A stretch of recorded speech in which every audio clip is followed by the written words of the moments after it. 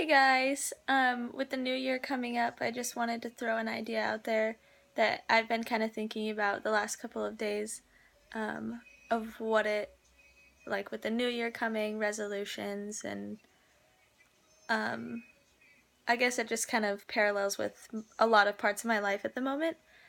Um, and that is, you hear the saying all the time, especially around this time of year, like, new year, new you, another chance to start over, or even though I like this quote, I'm coming to disagree with it. The one that says, um, the only person you should focus on being better than is who you were yesterday.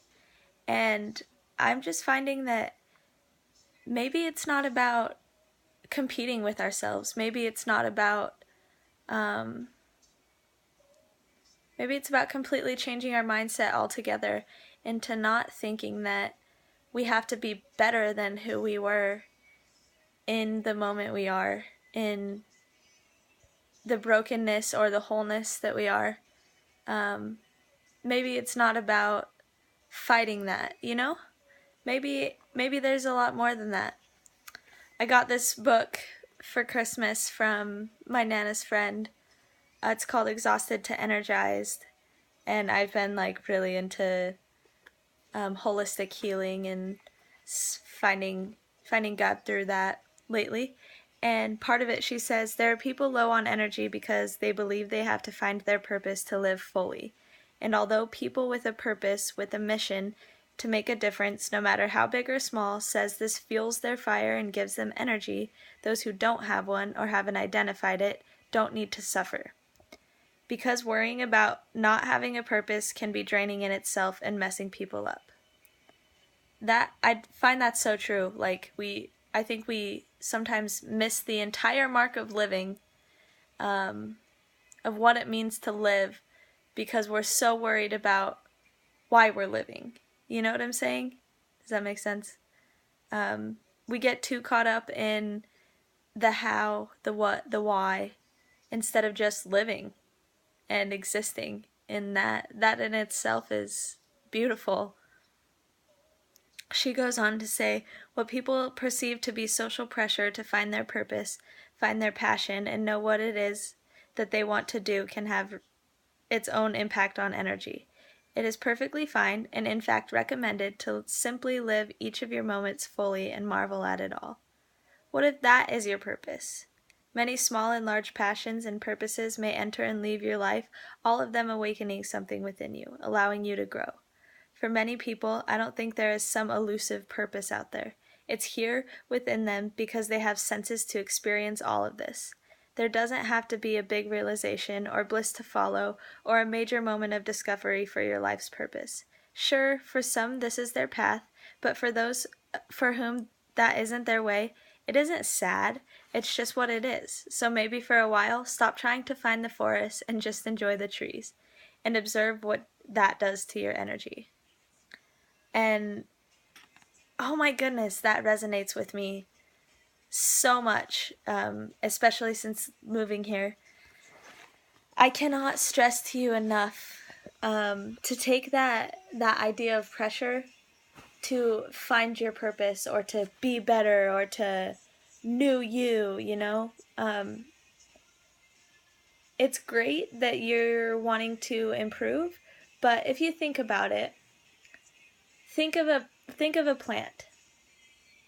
When a plant is growing, mind you, I know it doesn't have thoughts, but if it did, when a plant is growing, it's not focused on bettering itself as a seed, it's focusing on the next step. You know what I'm saying?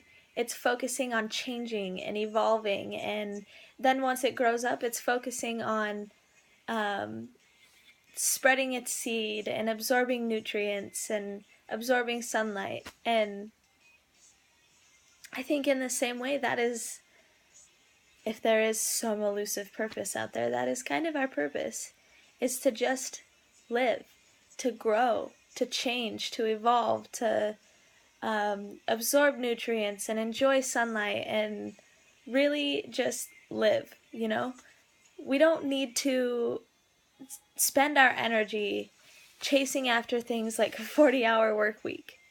Because what is that going to do for you at the end of your life? You know, you have a 40-hour work week, or for most of you who live in the country, have like a 60 to 80-hour work week. And then you get to the end of your life, and mind you, if you had a job that you absolutely loved, maybe you didn't miss out.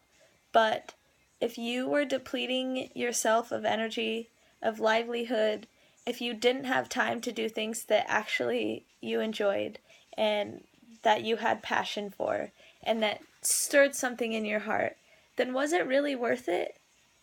I think the next challenge is to find out how to survive in this industrial age, this technological age, without focusing on those things. That's the next challenge. But first, I just want to encourage you guys to maybe reconsider your resolutions or whatever, what have you. Don't think that you have to get better.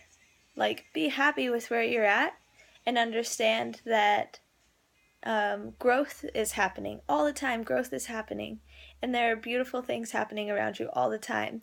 And when you awaken yourself to all of those, life is so much more fulfilling, and you don't need all of the other things. You don't need to find wholeness in your job or anything like that, because you just are.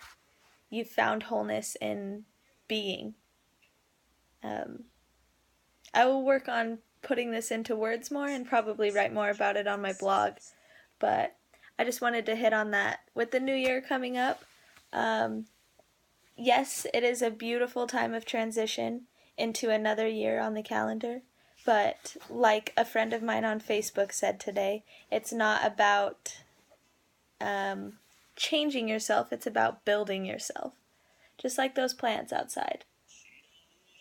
You know, they're not focused on changing themselves, they're focusing on building themselves, on growing, on surviving, and chances are they're finding ways to thrive by absorbing nutrients and adapting to their environment and soaking up the sun when it's there, but loving the rain when it comes.